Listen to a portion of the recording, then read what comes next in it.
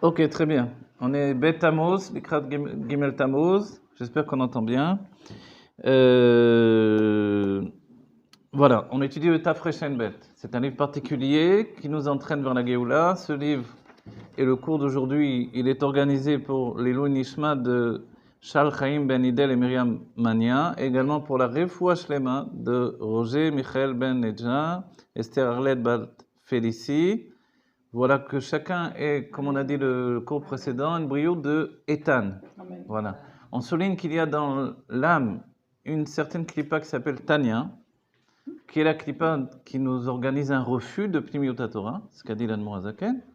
C'est-à-dire dès qu'on entend Sphirot, Olamot, tout ce qui est lié à la Pnimiut Torah, qui est en fait la Géoula, on a un refus systématique dans l'âme à cause de cette clipa qui s'appelle Tanya.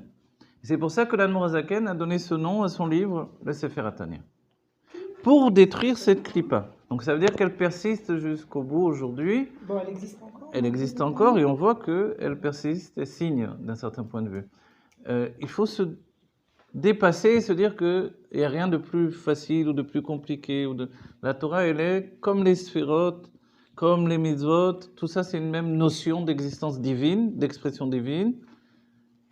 Et il n'y a rien de plus facile, de plus difficile. Il faut rejeter tous les a priori et rentrer dans la Géoula que Dieu nous donne. Non pas celle que l'on veut depuis l'âme animale dans une idée préconçue de la Géoula, juste des bienfaits physiques, ce qu'on aura également évidemment, mais une Géoula spirituelle qui nous donne de pénétrer dans une dimension infinie où on réalise que nous sommes non pas uniquement dans Dieu, mais Dieu lui-même, que nous sommes un et tout, unifié, englobé dans l'espace divin, et nous sommes à ce moment-là la source même de l'espace-temps de Géoula que nous allons vivre. Voilà. Et pour ça, pour ce faire, le Rabbi Rachab, comme tous les Rebbeim, ont travaillé pour nous concrétiser dans l'espace-temps intégré dans notre cerveau, une conception de Géoula qui nous amène à accéder plus rapidement encore.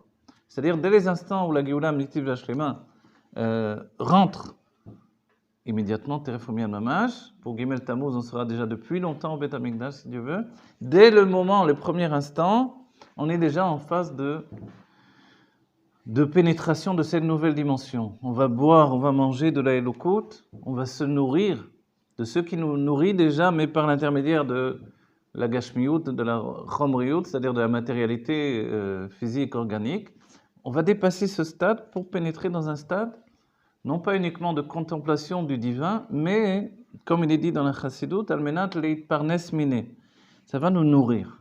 Cette vitalité qui va nous nourrir, et ça donne une idée qu'on est différent que la Elokut elle-même, ça va nous nourrir au niveau de la Neshama, et au niveau du corps, on va pénétrer dans un moment où le corps va dévoiler toute la puissance de son être. Et l'être, corps que nous sommes dans la Géoula, c'est un corps immortel, indestructible, qui n'est plus jamais malade et qui dévoile son aspect infini, la source de son être, qui dépasse de loin la source de l'âme elle-même, laquelle est également organisée en changements, en paliers successifs d'élévation, depuis le Nefesh jusqu'à la Yechida, tandis que le corps, c'est un bloc. Et ce bloc-là, c'est un bloc de Hatzmut, un bloc de l'essence même. Et l'essence qui est le corps va se dévoiler, et ça c'est le règne de la Géoula à partir de notre corps. Et c'est toute la conception que l'on doit avoir. C'est-à-dire que quand il est dit que se dévoile dans la Géoula la conscience divine comme l'eau à la surface de la mer, en fait c'est un état de dévoilement de l'essence qui est saisi immédiatement par le corps, qui se confond avec l'élément Dieu, l'élément divin, et qui est complètement un avec la Elokut. Pas simplement la Elokut, le dévoilement divin, mais également l'essence de Dieu de manière absolue. Donc dès ce moment-là, le corps s'installe comme la source de toute vitalité, de toute vie. C'est la fin du voyage, c'est notre corps. Et c'est ça qui est extraordinaire.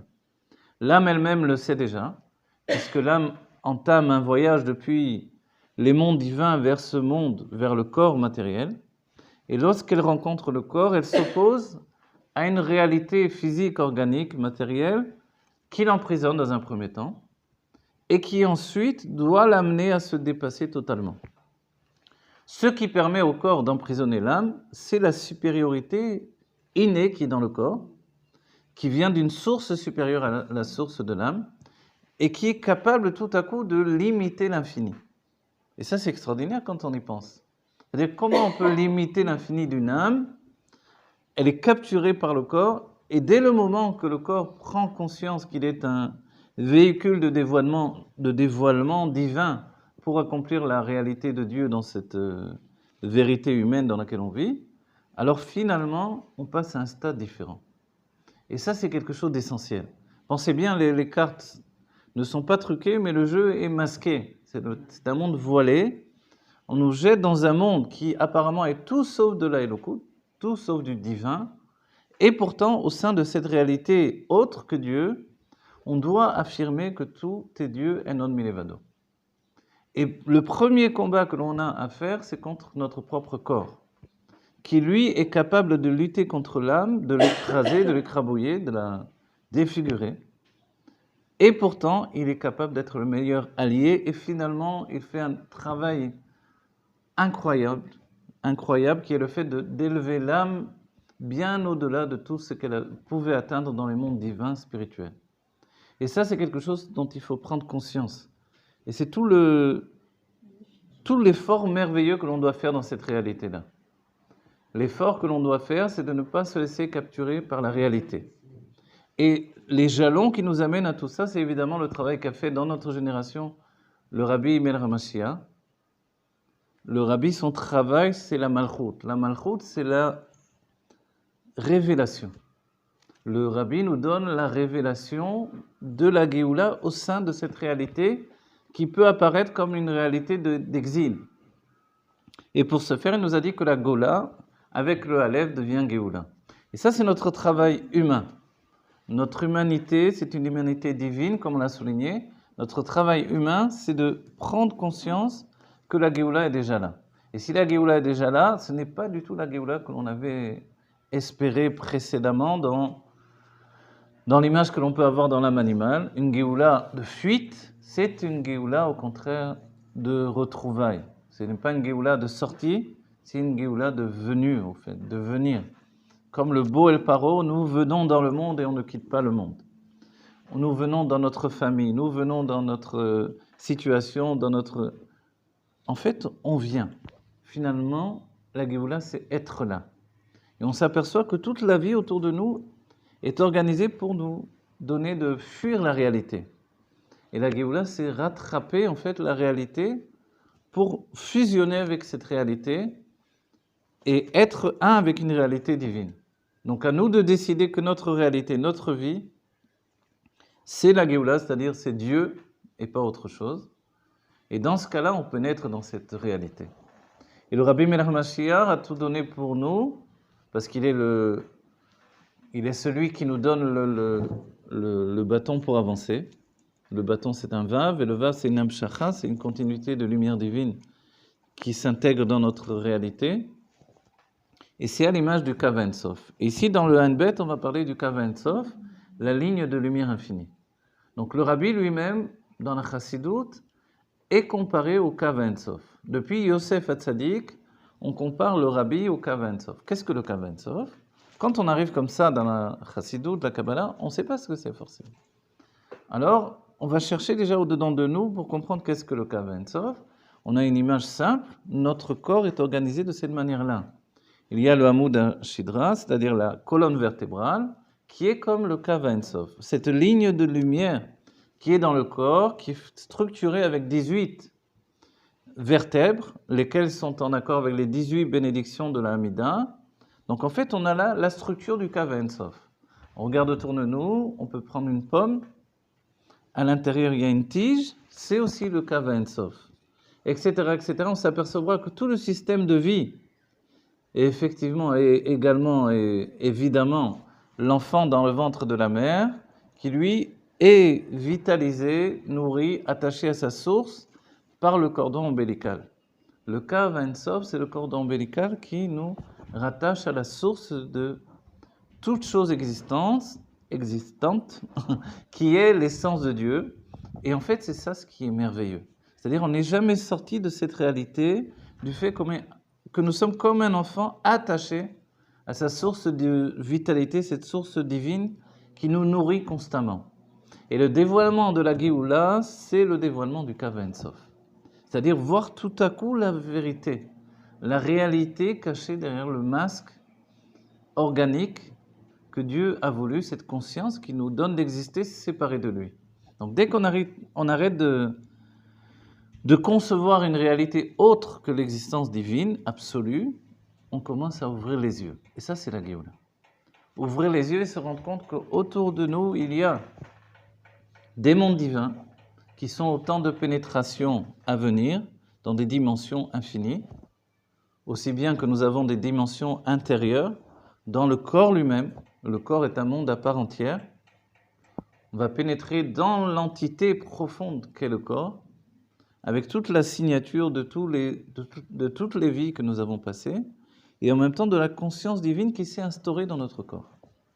Ce n'est pas un hasard si nous avons ce corps en particulier, s'il a passé des vies successives, s'il a porté depuis les vies passées une mémoire également corporelle, en dehors de la mémoire de l'âme, et en réalité, il y a une histoire qui a été racontée. On va découvrir l'histoire qui a été racontée, et à partir de cette histoire-là, on va rentrer dans l'infini absolu de la Géoula. Et ça, c'est très important. Toutes ces notions-là vont être vécues dans le corps et dans l'âme également. Voilà. Ok. Ce que l'on a vu, alors nous sommes dans le texte même d'Alet. Donc évidemment, si je dis que nous souhaitons que le Rabbi Melach Mashiach revienne immédiatement pour la Géoula Amitid Vashlema, c'est très réducteur en réalité. Parce que le Rabbi, c'est la Géoula. Le Rabbi, c'est la Géoula. C'est notre Géoula. Donc l'état d'acceptation de la Géoula qu'est le Rabbi Melach Mashiach, c'est l'état d'acceptation de ce qui est défini comme la Géoula par le Rabbi. Et c'est le Rabbi lui-même qui a édité ce livre qui n'avait jamais été édité, le Tafresh Anbeh du Rabbi Rachab. Il a été édité spécifiquement par le Rabbi, avec l'idée que tout le peuple juif s'associe dans l'édition de ce livre-là, pour entraîner concrètement la Géoula Amitid Vashlema. On comprend bien que la Géoula, c'est une acceptation dedans de nous. L'acceptation, c'est d'accepter de vivre avec Dieu. Il est vrai qu'il y a des âmes différentes, des âmes de Asiya, qui sont liées à l'action, des âmes de Yetzira, qui elles sont plus spirituelles et plus liées au dévoilement spirituel, okay, et des âmes de Bria qui sont encore plus intellectuelles. Mais malgré toutes les différences des âmes, et chacun prend sa place dans la construction que nous faisons par rapport à la Géoula, il y a une réalité absolue qui est la connaissance de Dieu et l'étude de la Torah jusqu'au bout. Naaseh Venishma. Venishma, c'est pour la Neshama en fait. Et le V, c'est le Vav, qui est la continuation de la Elokut dedans de nous. Donc le Naaseh Venishma, on a fait le Naaseh. Mais voilà qu'on a une certaine structure répétitive de s'enfermer dans le Naaseh. Il faut faire les mitzvot, il faut faire toutes les mitzvot, les mifsaïm, étudier la Torah qui est reliée à l'étude comme une mitzvah en elle-même, mais le nishma qui est de comprendre Dieu, dans la Chassidut on dira le nishmak, ce qui est agréable en fait, ce qui est un plaisir, ça il faut y pénétrer totalement. C'est vrai que c'est plus facile pour des âmes différentes comme de Yetzira ou de Bria, mais les âmes de Asiya doivent également se donner à cette étude-là et se retrouver également dans l'âme de la Torah, et ne pas uniquement vivre au niveau du corps de la Torah. Et ça, c'est extrêmement important. Voilà, le Rabbi Rachab ici nous dit que Venira, alors la troisième ligne en partant du bas, c'est pour ceux qui ont un texte, Venira chez Zéom Ashkatav Rambam, vous vous rappelez, on a parlé de ça à la fin du cours la dernière fois, Chezé qui Amoudba roulé. Vainyan, alors pour l'instant on est dans le flou, vous allez voir, on va pénétrer dans le texte plus précisément. Vainyan Gvul Vetrom Ita Belikute Torah Beabiyur de Vaired Agvul Sheu Inyan Echad. Le Likute Torah nous dit que le Gvul et le Troum. Qu'est-ce que c'est Gvul et Troum? Le Gvul c'est la limite. Et le Troum c'est un domaine. Un domaine c'est une notion d'espace. Évidemment, il n'y a pas d'espace sans le temps qui va avec cet espace. Donc, Dès qu'on dit un troum, c'est la notion d'espace-temps. Alors en réalité, il y a une sensibilité par rapport et une acceptation et une intégration par rapport à ces deux notions. Il y a la limite et il y a l'espace. L'Admor Hazaken nous dit que c'est en fait d'un certain point de vue la même chose. On va continuer pour comprendre. V'yesh lomar de gvulu ha'agbala bo'ofen ha'giluy. Qu'est-ce que le gvul? C'est la limite dans la manière du dévoilement. C'est-à-dire qu'on ne se rend peut-être pas compte, mais chacun d'entre nous, nous sommes branchés constamment. Branchés, c'est-à-dire avec l'image du Kav Ein Sof, de ces cordons ombilicales, nous avons ce qui s'appelle Yaakov Chevel Nachalato, une corde spirituelle qui est un conduit de vitalité qui nous attache à la source de notre âme dans les mondes divins, laquelle est comme un entonnoir qui reçoit une vitalité qu'elle nous donne ici-bas. Et en fait, on est tous attachés à ce niveau-là. Et plus on réalise que ce monde matériel est spirituel et divin, et plus le contact établi est un contact qui est... Voilà, Zorem. Voilà. Comme en français, on dira que ça coule de source. Mais dans le sens technique même de ça coule de source. C'est-à-dire que ça s'épanche de manière ininterrompue. Mais ça se dévoile ou pas?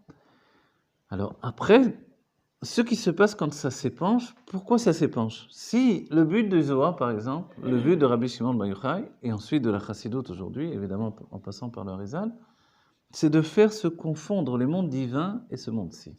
Il y a une grande question, la Géoula. Est-ce que les mondes divins restent tels qu'ils sont? Non, a priori, non. Pourquoi? Parce qu'il y a une fusion entre cette réalité et la réalité divine. Pour l'instant, la réalité où on se trouve, qui est une réalité divine également, est dans une situation d'expression de autre que le divin.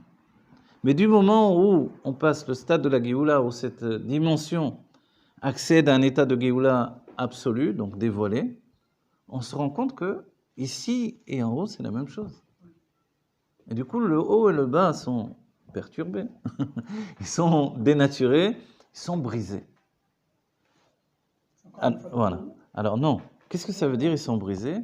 C'est l'image qui est donnée que le Mashiach, il est Poretz. Vous vous rappelez l'image? Il est dit, Mashiach vient de Peretz, le fils de Yehuda et de Tama, et de Peretz, le nom, Peretz, ce nom lui a été donné parce qu'il a forcé le passage. Ok? Et le Mashiach s'appelle Poretz. On dit pourquoi? Parce qu'il brise les barrières. Quelle barrière il va briser? C'est essentiel. Et ça, c'est lui qui le fait. Il a commencé évidemment à le faire concrètement dans notre conscience. Il le fait en brisant justement les barrières entre le monde d'en haut, le monde d'en bas, entre la conscience supérieure, la conscience inférieure, toutes les barrières les unes après les autres. C'est-à-dire que les dimensions s'ouvrent. Il y a des portes qui vont s'ouvrir dans toutes les dimensions et le voyage que nous allons entamer va être un voyage qui est ininterrompu, éternel, infini, jusqu'à ce que toutes les dimensions se confondent. Et c'est ça le voyage, c'est que les dimensions ne vont faire plus qu'une seule entité qui s'appelle l'essence de Dieu. C'est ça la notion que tout est l'essence de Dieu, Enon Milevado. Quand on dit Enon Milevado, il n'y a rien d'autre que Dieu. Alors a priori, ça contredit l'idée qu'il y a d'autres dimensions. Mais quand on dit Enon Milevado, c'est-à-dire on est dans un seul, dans un seul état d'introspection qui est en fait la possibilité que Dieu nous donne de voyager au-dedans de nous-mêmes. Pourquoi au-dedans de nous-mêmes? Parce que la Géoula, ça vous le savez très bien, c'est de s'apercevoir que Enon Milevado, et moi aussi, il n'y a rien d'autre que Dieu sauf moi. Non, il n'y a rien d'autre que Dieu. C'est Dieu qui dit ça à travers moi, et à ce moment de la Géoula, je comprends que tout est Dieu. Dès le moment où je suis Dieu moi-même, alors est-ce que j'ai encore à découvrir des choses? Est-ce que j'ai encore à apprendre des choses? Pourquoi je vais apprendre la Torah avec le Mashiach? Pourquoi faire? Puisque je suis Dieu moi-même. Et en fait, on se rend compte que, au niveau de l'âme, justement, l'idée même de l'âme, c'est cette faculté d'élévation qui se trouve dans l'âme. Quand on dit Nefesh, Ruach, Neshama, Chaya, Yechida, ce sont en fait des dimensions différentes que l'on porte en nous. Et ces dimensions sont autant de portes d'introspection que l'on peut faire au-dedans de nous. Donc par la Géoula, on accède tout à coup a une possibilité pour l'âme d'élever toutes les dimensions de Nefesh, Ruach, Neshama, Chaya au niveau de Yechida. Pourquoi Yechida? Attendez. Pourquoi Yechida? Parce que Enon Milivado, il n'y a rien d'autre que Dieu, donc là, il n'y a plus que l'état de Yechida dans l'âme elle-même. Donc mon action, c'est la Yechida, c'est-à-dire qu'il n'y a rien d'autre que Dieu dans l'action. Dans le Nefesh, dans les sentiments, qui est le Ruach, il n'y aura rien d'autre que Dieu, etc., etc., etc. Tout le niveau s'élève au niveau de la Yechida. D'un autre point de vue également, dans le dévoilement divin lui-même, de la lumière qui va briller, Bayom Haou, nous dit le Rabbi, Iye Hashem Echad Ushmo Echad. Donc il n'y aura plus d'enfantillage. Il n'y aura plus cette notion de sentiment qui dérange, de sentiment qui empêche, de sentiment qui enferme. Donc la psychologie négative n'existera plus. Il n'y aura plus qu'une psychologie positive d'émerveillement ininterrompu. Voilà. Et ça va être possible parce que le monde de la Géoula, c'est un monde Chabad, c'est-à-dire adulte. Chochma, Bina et Dat.